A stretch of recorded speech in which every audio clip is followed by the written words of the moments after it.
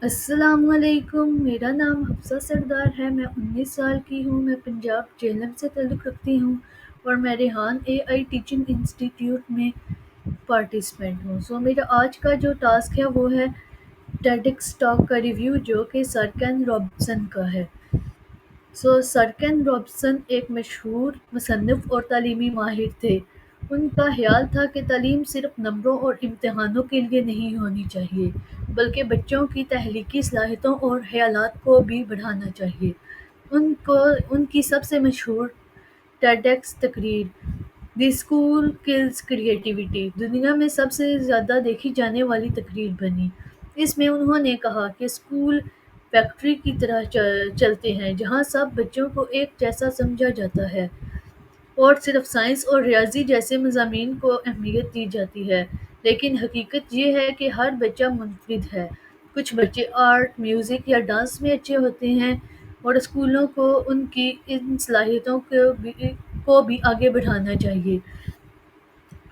Robinson کہتے ہیں کہ تخلیقیت پڑھنے اور لکھنے جتنی ہی ضروری ہے۔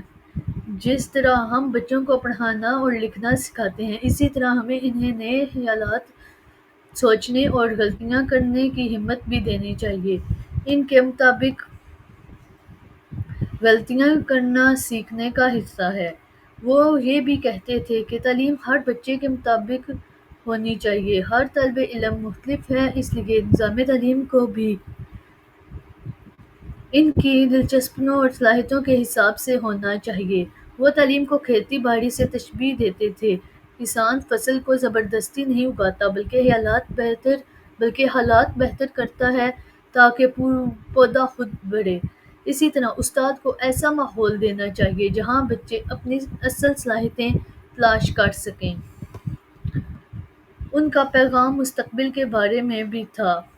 ان کے مطابق آج کی دنیا میں سب سے اہم صلاحیتیں تخلیقات، مسئلے حل کرنے کی صلاحیت اور نئے خیالات کے ساتھ ڈلنے کی طاقت ہے۔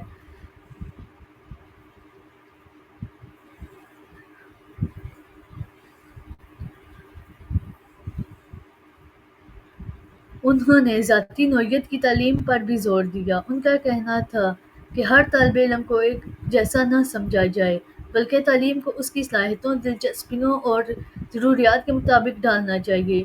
وہ تعلیم کو وہ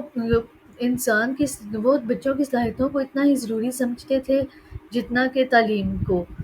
ان کا وژن صرف اسکولوں کو بہتر بنانے تک محدود نہیں تھا، بلکہ وہ چاہتے تھے کہ نوجوانوں کو مستقبل کے چیلنجز کے لیے تیار کیا جائے۔ آج کی تیز رفتار دنیا میں، جہاں ٹیکنالوجی اور عالمی روابط سب کچھ بدل دیے ہیں، رابنسن کے مطابق سب سے اہم صلاحیت تخلیقیت،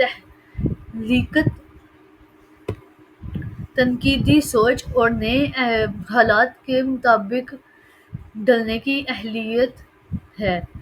مختصراً، سر کین رابسن کا پیغام یہ تھا کہ تعلیم صرف معیشت کے لیے مزدور پیدا کرنے کا ذریعہ نہیں ہونی چاہیے، بلکہ یہ انسانوں کو بامعنی، تخلیقی اور خوشگوار زندگی گزارنے کے قابل بنائے۔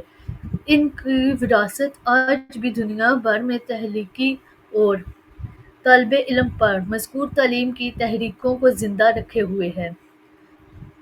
یہ تھی ان کے ٹیڈیکس ٹاک کا ریویو۔